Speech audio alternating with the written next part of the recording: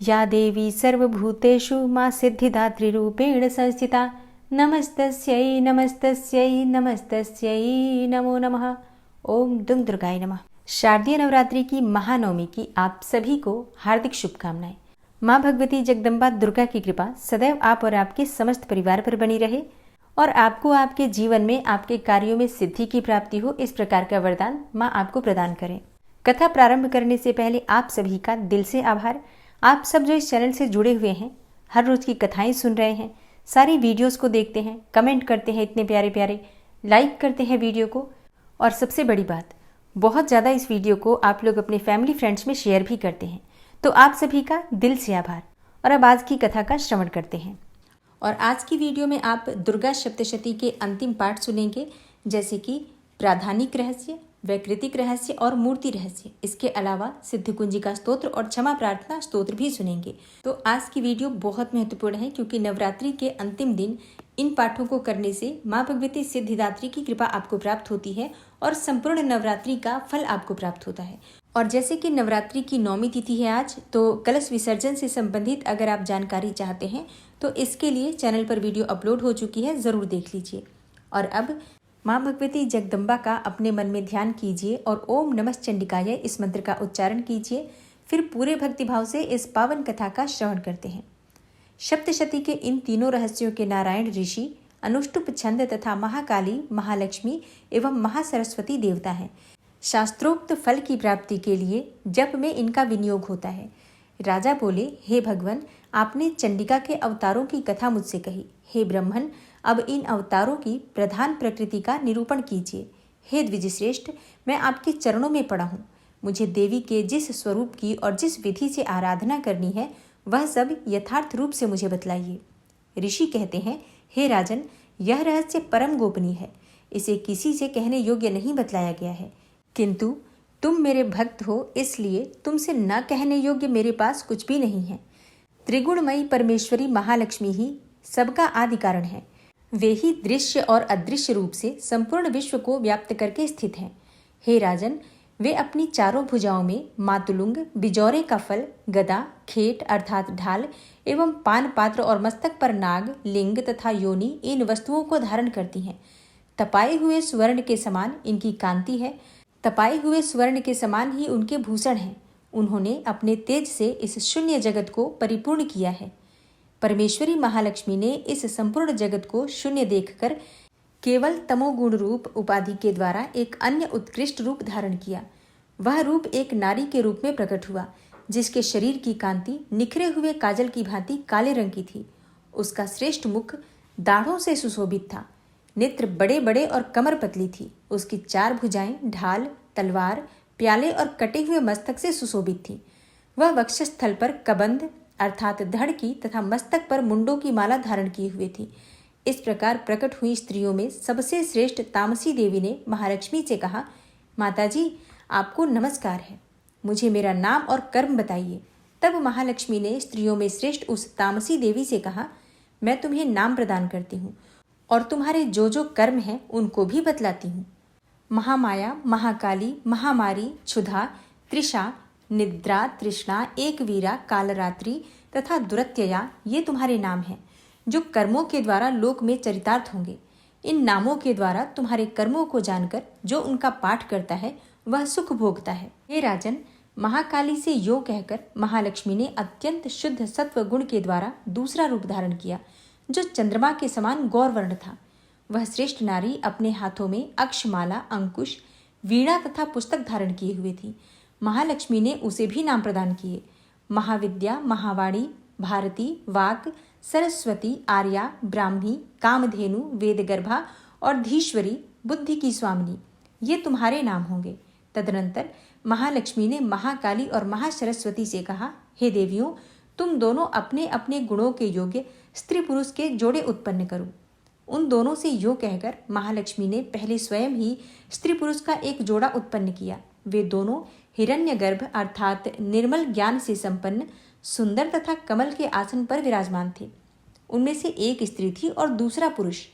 तत्पश्चात माता महालक्ष्मी ने पुरुष को ब्रह्मन, विधे, विरिंच तथा धातः इस प्रकार संबोधित किया और स्त्री को श्री, पद्मा, कमला, लक्ष्मी इत्यादि नामों से पुकारा।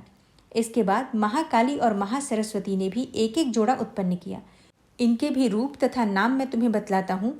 महाकाली ने कंठ में नील चिन्ह से युक्त, लाल भुजा, श्वेत शरीर और मस्तक पर चंद्रमा का मुकुट धारण करने वाले पुरुष को तथा गोरे रंग की स्त्री को जन्म दिया। वह पुरुष रुद्र, शंकर, स्थाणु, कपर्दी और त्रिलोचन के नाम से प्रसिद्ध हुआ तथा स्त्री के त्रयी, विद्या, कामधेनु, भाषा, अक्षरा और स्वरा ये नाम हुए। हे राजन, महासरस्वती ने गोरे रंग की स्त्री और श्याम रंग के पुरुष को प्रकट किया। उन दोनों के नाम भी मैं तुम्हें बतलाता हूँ। उनमें पुरुष के नाम विष्णु, कृष्ण, ऋषिकेश, वासुदेव और जनार्दन हुए तथा स्त्री उमा, गौरी, सती, चंडी, सुंदरी, सुभगा और शिवा इन नामों से प्रसिद्ध हुई। इस प्रकार तीनों युवतियां ही तत्काल पुरुष रूप को प्राप्त हुईं। इस बात को ज्ञान नेत्र वाले लोग ही समझ सकते हैं, दूसरे अज्ञानी जन इस रहस्य को नहीं जान सकते। हे राजन, महालक्ष्मी ने त्रैविद्या रूपा सरस्वती को ब्रह्मा के लिए पत्नी रूप में समर्पित किया, रुद्र को वरदायिनी गौरी तथा भगवान वासुदेव को लक्ष्मी दे दी। इस प्रकार सरस्वती के साथ संयुक्त होकर ब्रह्मा जी ने ब्रह्मांड को उत्पन्न किया और परम पराक्रमी भगवान रुद्र ने गौरी के साथ मिलकर उसका भेदन किया। हे राजन, उस ब्रह्मांड में प्रधान अर्थात महत्तत्व आदि कार्य समूह पंचमहाभूतात्मक समस्त स्थावर जंगम रूप जगत की उत्पत्ति हुई। फिर लक्ष्मी के साथ भगवान विष्णु ने उस जगत का पालन पोषण किया और प्रलय काल में गौरी के साथ परमेश्वर ने उस संपूर्ण जगत का संहार किया। हे महाराज, महालक्ष्मी ही सर्व सत्वमयी तथा सब तत्वों की अधीश्वरी हैं। वे ही निराकार और साकार रूप में रहकर नाना प्रकार के नाम धारण करती हैं। सगुणवाचक सत्य, ज्ञान, चित्त, महामाया आदि नामांतरों से इन महालक्ष्मी का निरूपण करना चाहिए। केवल एक नाम महालक्ष्मी मात्र से अथवा अन्य प्रत्यक्ष आदि प्रमाण से उनका वर्णन नहीं हो सकता। प्राधानिक रहस्य संपूर्ण हुआ। अब सुनते हैं वैकृतिक रहस्य। ऋषि कहते हैं, हे राजन, पहले जिन सत्व प्रधाना त्रिगुणमयी महालक्ष्मी के तामसी आदि भेद से 3 स्वरूप बतलाए गए, वे ही शर्वा, चंडिका, दुर्गा, भद्रा और भगवती आदि अनेक नामों से कही जाती हैं। तमोगुणमयी महाकाली भगवान विष्णु की योग निद्रा कही गई हैं। मधु और कैटभ का नाश करने के लिए ब्रह्मा जी ने जिनकी स्तुति की थी, उन्हीं का नाम महाकाली है। उनके 10 मुख, 10 भुजाएं और 10 पैर हैं। वे काजल के समान काले रंग की हैं तथा 30 नेत्रों की विशाल पंक्ति से सुशोभित होती हैं। हे भूपाल, उनके दांत और दाढ़ें चमकती रहती हैं। यद्यपि उनका रूप भयंकर है, तथापि वे रूप, सौभाग्य, कांति एवं महती संपदा की अधिष्ठान अर्थात प्राप्ति स्थान है। वे अपने हाथों में खड्ग, बाण, गदा, शूल, चक्र, शंख, भुशुंडी, परिघ, धनुष तथा जिससे रक्त चूता रहता है ऐसा कटा हुआ मस्तक धारण करती हैं। ये महाकाली भगवान विष्णु की दुस्तर माया है। आराधना करने पर ये चराचर जगत को अपने उपासक के अधीन कर देती हैं। संपूर्ण देवताओं के अंगों से जिनका प्रादुर्भाव हुआ था, वे अनंत कांति से युक्त साक्षात महालक्ष्मी हैं। उन्हें ही त्रिगुणमयी प्रकृति कहते हैं तथा वे ही महिषासुर का मर्दन करने वाली हैं। उनका मुख गोरा, भुजाएं श्याम, स्तनमंडल अत्यंत श्वेत, कटिभाग और चरण लाल तथा जंघा और पिंडली नीले रंग की है। अजेय होने के कारण उनको अपने शौर्य का अभिमान है। कटी के आगे का भाग बहुरंगे वस्त्र से आच्छादित होने के कारण अत्यंत सुंदर एवं विचित्र दिखाई देता है। उनकी माला, वस्त्र, आभूषण तथा अंगराग सभी विचित्र हैं। वे कांति, रूप और सौभाग्य से सुशोभित हैं। यद्यपि उनकी हजारों भुजाएं हैं, तथापि उन्हें 18 भुजाओं से युक्त मानकर उनकी पूजा करनी चाहिए। अब उनके दाहिनी ओर के निचले हाथों से लेकर बाईं ओर के निचले हाथों में क्रमशः जो अस्त्र हैं उनका वर्णन किया जाता है। अक्षमाला, कमल, बाण, खड्ग, वज्र, गदा, चक्र, त्रिशूल, परशु, शंख, घंटा, पाश, शक्ति, दंड, चर्म अर्थात ढाल, धनुष, पानपात्र और कमंडलू, इन आयुधों से उनकी भुजाएं विभूषित हैं। वे सर्वदेवमयी हैं तथा सबकी ईश्वरी हैं। हे राजन, जो इन महालक्ष्मी देवी का पूजन करता है वह सब लोगों और देवताओं का भी स्वामी होता है। जो एकमात्र सत्वगुण के आश्रित हो पार्वती जी के शरीर से प्रकट हुई थी तथा जिन्होंने शुंभ नामक दैत्य का संहार किया था, वे साक्षात सरस्वती कही जाती हैं। हे पृथ्वीपते, उनके 8 भुजाएं हैं तथा वे अपने हाथों में क्रमशः बाण, मुशल, शूल, चक्र, शंख, घंटा, हल एवं धनुष धारण करती हैं। ये सरस्वती देवी जो निशुंभ का मर्दन तथा शुंभासुर का संहार करने वाली हैं, भक्तिपूर्वक पूजित होने पर सर्वज्ञता प्रदान करती हैं। हे राजन, इस प्रकार तुमसे महाकाली आदि तीनों मूर्तियों के स्वरूप बतलाए। अब जगन माता महालक्ष्मी जी की तथा इन महाकाली आदि तीनों मूर्तियों की पृथक पृथक उपासना श्रवण करो। जब महालक्ष्मी जी की पूजा करनी हो तब उन्हें मध्य में स्थापित करके उनके दक्षिण और वाम भाग में क्रमशः महाकाली और महासरस्वती का पूजन करना चाहिए और पृष्ठ भाग में तीनों युगल देवताओं की पूजा करनी चाहिए। महालक्ष्मी के ठीक पीछे मध्य भाग में सरस्वती के साथ ब्रह्मा का पूजन करें। उनके दक्षिण भाग में गौरी के साथ रुद्र की पूजा करें तथा वाम भाग में लक्ष्मी सहित विष्णु का पूजन करें। महालक्ष्मी आदि तीनों देवियों के सामने निम्नांकित 3 देवियों की भी पूजा करनी चाहिए। मध्यस्थ महालक्ष्मी के आगे मध्य भाग में 18 भुजाओं वाली महालक्ष्मी का पूजन करें। उनके वाम भाग में 10 मुखों वाली महाकाली का तथा दक्षिण भाग में 8 भुजाओं वाली महासरस्वती का पूजन करें। हे राजन, जब केवल 18 भुजाओं वाली महालक्ष्मी का अथवा 10 मुखी काली या अष्टभुजा सरस्वती का पूजन करना हो तब सब अरिष्टों की शांति के लिए इनके दक्षिण भाग में काल की और वाम भाग में मृत्यु की भी भली भांति पूजा करनी चाहिए। जब शुंभासुर का संहार करने वाली अष्टभुजा देवी की पूजा करनी हो तब उनके साथ उनकी 9 शक्तियों का और दक्षिण भाग में रुद्र एवं वाम भाग में गणेश जी का भी पूजन करना चाहिए। ब्राह्मी, माहेश्वरी, कौमारी, वैष्णवी, वाराही, नरसिंही, ऐन्द्री, शिवदूती तथा चामुंडा ये 9 शक्तियां हैं।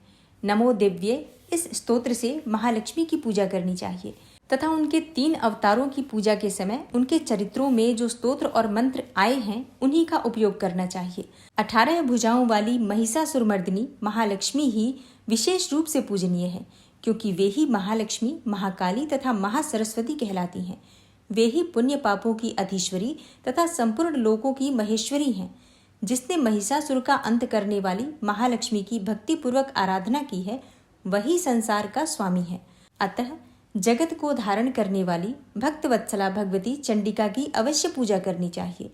अर्घ्य आदि से, आभूषणों से, गंध, पुष्प, अक्षत, धूप, दीप तथा नाना प्रकार के भक्ष्य पदार्थों से युक्त नैवेद्यों से, रक्त सिंचित बलि से, मांस से तथा मदिरा से भी देवी का पूजन होता है। हे राजन, बलि और मांस आदि से की जाने वाली पूजा ब्राह्मणों को छोड़कर बताई गई है। उनके लिए मांस और मदिरा से कहीं भी पूजा का विधान नहीं है। प्रणाम, आचमन के योग्य जल, सुगंधित चंदन, कपूर तथा तांबूल आदि सामग्रियों को भक्ति भाव से निवेदन करके देवी की पूजा करनी चाहिए। देवी के सामने बाएं भाग में कटे मस्तक वाले महादैत्य महिषासुर का पूजन करना चाहिए, जिसने भगवती के साथ सायुज्य प्राप्त कर लिया। इसी प्रकार देवी के सामने दक्षिण भाग में उनके वाहन सिंह का पूजन करना चाहिए, जो संपूर्ण धर्म का प्रतीक एवं षड्विध ऐश्वर्य से युक्त है। उसी ने इस चराचर जगत को धारण कर रखा है। तदनंतर बुद्धिमान पुरुष एकाग्रचित्त होकर देवी की स्तुति करें, फिर हाथ जोड़कर तीनों पूर्वोक्त चरित्रों द्वारा भगवती का स्तवन करें। यदि कोई एक ही चरित्र से स्तुति करना चाहे तो केवल मध्यम चरित्र से स्तुति कर ले, किंतु प्रथम और उत्तर चरित्रों में से एक का पाठ न करे। आधे चरित्र का भी पाठ करना मना है। जो आधे चरित्र का पाठ करता है उसका पाठ सफल नहीं होता। पाठ समाप्ति के बाद साधक प्रदक्षिणा और नमस्कार करे तथा आलस्य छोड़कर जगदम्बा के उद्देश्य से मस्तक पर हाथ जोड़े और उनसे बारंबार त्रुटियों या अपराधों के लिए क्षमा प्रार्थना करे। सप्तशती का प्रत्येक श्लोक मंत्र रूप है। उससे तिल और घृत मिली हुई खीर की आहुति दे, अथवा सप्तशती में जो स्तोत्र आए हैं उन्हीं के मंत्रों से चंडिका के लिए पवित्र हविष्य का हवन करे। होम के पश्चात एकाग्रचित्त हो महालक्ष्मी देवी के नाम और मंत्रों को उच्चारण करते हुए पुनः उनकी पूजा करे। तत्पश्चात मन और इंद्रियों को वश में रखते हुए हाथ जोड़कर विनीत भाव से देवी को प्रणाम करे और अंतःकरण में स्थापित करके उन सर्वेश्वरी चंडिका देवी का देर तक चिंतन करे। चिंतन करते करते उन्हीं में तन्मय हो जाए। इस प्रकार जो मनुष्य प्रतिदिन भक्तिपूर्वक परमेश्वरी का पूजन करता है वह मनोवांछित भोगों को भोग कर अंत में देवी का सायुज्य प्राप्त करता है। जो भक्त वत्सला चंडी का प्रतिदिन पूजन नहीं करता, भगवती परमेश्वरी उसके पुण्यों को जलाकर भस्म कर देती है। इसलिए हे राजन, तुम सर्वलोक महेश्वरी चंडिका का शास्त्रोक्त विधि से पूजन करो, उससे तुम्हें सुख मिलेगा। वैकृतिक रहस्य संपूर्ण। अब आप सुनेंगे मूर्ति रहस्य। ऋषि कहते हैं, हे राजन, नंदा नाम की देवी जो नंद से उत्पन्न होने वाली है, उनकी यदि भक्ति पूर्वक स्तुति और पूजा की जाए तो वे तीनों लोकों को उपासक के अधीन कर देती हैं। उनके श्री अंगों की कांति कनक के समान उत्तम है। वे सुनहरे रंग के सुंदर वस्त्र धारण करती हैं। उनकी आभा सुवर्ण के तुल्य है तथा वे सुवर्ण के ही उत्तम आभूषण धारण करती हैं। उनकी 4 भुजाएं कमल, अंकुश, पाश और शंख से सुशोभित हैं। वे इंदिरा, कमला, लक्ष्मी, श्री तथा रुक्माम्बुजासना अर्थात सुवर्ण में कमल के आसन पर विराजमान आदि नामों से पुकारी जाती हैं। हे निष्पाप नरेश, पहले मैंने रक्तदंतिका नाम से जिन देवी का परिचय दिया है, अब उनके स्वरूप का वर्णन करूंगा, तुम ध्यान पूर्वक सुनो। वे सब प्रकार के भयों को दूर करने वाली हैं। वे लाल रंग के वस्त्र धारण करती हैं। उनके शरीर का रंग भी लाल ही है और अंगों के समस्त आभूषण भी लाल रंग के हैं। उनके अस्त्र, शस्त्र, नेत्र, सिर के बाल, तीखे नख और दांत सभी रक्तवर्ण के हैं।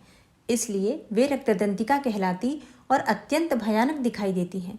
जैसे स्त्री पति के प्रति अनुराग रखती है, उसी प्रकार देवी अपने भक्त पर माता की भांति स्नेह रखते हुए सेवा करती हैं। देवी रक्तदंतिका का आकार वसुधा की भांति विशाल है। उनके दोनों स्तन सुमेरु पर्वत के समान हैं। वे लंबे, चौड़े, अत्यंत स्थूल एवं बहुत ही मनोहर हैं। कठोर होते हुए भी अत्यंत कमनीय हैं तथा पूर्ण आनंद के समुद्र हैं। संपूर्ण कामनाओं की पूर्ति करने वाले ये दोनों स्तन देवी अपने भक्तों को पिलाती हैं। वे अपनी 4 भुजाओं से खड्ग, पानपात्र, मुसल और हल धारण करती हैं।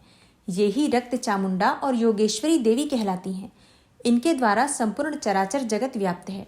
जो इन रक्तदंतिका देवी का भक्तिपूर्वक पूजन करता है, वह भी चराचर जगत में व्याप्त होता है और वह यथेष्ट भोगों को भोग कर अंत में देवी के साथ सायुज्य प्राप्त कर लेता है। जो प्रतिदिन रक्तदंतिका देवी के शरीर का यह स्तवन करता है, उसकी वे देवी प्रेम पूर्वक संरक्षण रूप सेवा करती हैं। ठीक उसी तरह जैसे पतिव्रता नारी अपने प्रियतम पति की परिचर्या करती है। शाकंभरी देवी के शरीर की कांति नीले रंग की है। उनके नेत्र नील कमल के समान है। नाभि नीची है तथा त्रिवली से विभूषित उदर मध्य भाग सूक्ष्म है। वे परमेश्वरी कमल में निवास करने वाली हैं और हाथों में बाणों से भरी मुष्टि, कमल, शाक समूह तथा प्रकाशमान धनुष धारण करती हैं। वह शाक समूह अत्यंत मनोवांछित रसों से युक्त तथा क्षुधा, तृषा और मृत्यु के भय को नष्ट करने वाला तथा फूल, पल्लव, मूल आदि एवं फलों से संपन्न है। वे ही शाकंभरी, शताक्षी तथा दुर्गा कही गई हैं। वे शोक से रहित, दुष्टों का दमन करने वाली तथा पाप और विपत्ति को शांत करने वाली हैं। उमा, गौरी, सती, चंडी, कालिका और पार्वती भी वे ही हैं। जो मनुष्य शाकंभरी देवी की स्तुति, ध्यान, जप और पूजा और वंदन करता है, वह शीघ्र ही अन्न, पान एवं अमृतमय अक्षय फल का भागी होता है। भीमा देवी का वर्ण भी नील ही है। उनकी दाढ़ें और दांत चमकते रहते हैं और उनके नेत्र बड़े बड़े हैं। स्वरूप स्त्री का है और स्तन गोल गोल और स्थूल हैं। वे अपने हाथों में चंद्रहास नामक खड्ग, डमरू, मस्तक और पान पात्र धारण करती हैं। वे ही एक वीरा, कालरात्रि तथा कामदा कहलाती हैं और इन नामों से प्रशंसित होती हैं। भ्रामरी देवी की कांति विचित्र अर्थात अनेकों रंग की है। वे अपने तेजोमंडल के कारण दुर्धर्ष दिखाई देती हैं। उनका अंगराग भी अनेक रंग का है तथा वे चित्र विचित्र आभूषणों से विभूषित हैं। चित्र, भ्रमर, पाणी और महामारी आदि अनेकों नामों से उनकी महिमा का गान किया जाता है। हे राजन, इस प्रकार जगन माता चंडिका देवी की ये मूर्तियां बतलाई गई हैं, जो कीर्तन करने पर कामधेनु के समान संपूर्ण कामनाओं को पूर्ण करती हैं। यह परम गोपनीय रहस्य है। इसे तुम्हें दूसरे किसी को नहीं बतलाना चाहिए। दिव्य मूर्तियों का यह आख्यान मनोवांछित फल देने वाला है। इसलिए पूर्ण प्रयत्न करके तुम निरंतर देवी के जप, आराधन में लगे रहो। सप्तशती के मंत्रों के पाठ मात्र से मनुष्य 7 जन्मों में उपार्जित ब्रह्म हत्या सदृश घोर पातकों एवं समस्त कल्मशों से मुक्त हो जाता है। इसलिए मैंने पूर्ण प्रयत्न करके देवी के गोपनीय से भी अत्यंत गोपनीय ध्यान का वर्णन किया है, जो सब प्रकार के मनोवांछित फलों को देने वाला है। उनके प्रसाद से तुम सर्वमान्य हो जाओगे। देवी सर्वरूपमयी है तथा संपूर्ण जगत देवीमय है। अतः मैं उन विश्वरूपा परमेश्वरी को नमस्कार करता हूँ। मूर्ति रहस्य संपूर्ण हुआ। अब आप सुनेंगे सिद्ध कुंजिका स्तोत्र। भगवान शिवजी बोले, हे देवी सुनो, मैं उत्तम कुंजिका स्तोत्र का उपदेश करूंगा, जिस मंत्र के प्रभाव से देवी का जप अर्थात पाठ सफल होता है। कवच, अर्गला, कीलक, रहस्य सूक्त, ध्यान, न्यास, यहाँ तक कि अर्चन भी आवश्यक नहीं है। केवल कुंजिका के पाठ से दुर्गा पाठ का फल प्राप्त हो जाता है। यह कुंजिका अत्यंत गुप्त और देवों के लिए भी दुर्लभ है। हे पार्वती, इसे स्वयोनि की भांति प्रयत्नपूर्वक गुप्त रखना चाहिए। यह उत्तम कुंजिका स्तोत्र केवल पाठ के द्वारा मारण, मोहन, वशीकरण, स्तंभन और उच्चाटन आदि आभिचारिक उद्देश्यों को सिद्ध करता है। मंत्र: ओम ऐं ह्रीं क्लीं चामुंडाय विच्चे। ओम ग्लौम हुम क्लीं जूं सः ज्वालय ज्वालय ज्वल ज्वल प्रज्वल प्रज्वल ऐं ह्रीं क्लीं चामुंडाय विच्चे ज्वल हम सम लम छम फट स्वाहा। इस मंत्र में आए बीजों का अर्थ जानना न तो संभव है और न ही आवश्यक और न ही वांछनीय है, केवल जप ही पर्याप्त है। हे रुद्र स्वरूपिणी, तुम्हें नमस्कार है। हे मधु दैत्य को मारने वाली, तुम्हें नमस्कार है। कैटभ विनाशिनी को नमस्कार है। महिषासुर को मारने वाली, हे देवी, तुम्हें नमस्कार है। शुंभ का हनन करने वाली और निशुंभ को मारने वाली, तुम्हें नमस्कार है। हे महादेवी, मेरे जप को जागृत और सिद्ध करो। अहंकार के रूप में सृष्टि स्वरूपिणी, ह्रीम के रूप में सृष्टि पालन करने वाली, क्लीम के रूप में काम रूपिणी तथा निखिल ब्रह्मांड की बीज रूपिणी देवी, तुम्हें नमस्कार है। चामुंडा के रूप में चंड विनाशिनी और जयकार के रूप में तुम वर देने वाली हो। विच्चे रूप में तुम नित्य ही अभय देती हो। इस प्रकार ऐं ह्रीं क्लीं चामुंडाय विच्चे तुम इस मंत्र का स्वरूप हो। धाम धीम धूम के रूप में धूर्जटी अर्थात शिव की तुम पत्नी हो। वाम वीम वूम के रूप में तुम वाणी की अधीश्वरी हो। क्राम क्रीम क्रूम के रूप में कालिका देवी, शाम शीम शूम के रूप में मेरा कल्याण करो। हुम हुम हुंकार स्वरूपिणी, जंग जंग जंग जंभनादिनी, भ्राम भ्रीम भ्रूम के रूप में हे कल्याणकारिणी भैरवी भवानी, तुम्हें बार बार प्रणाम है।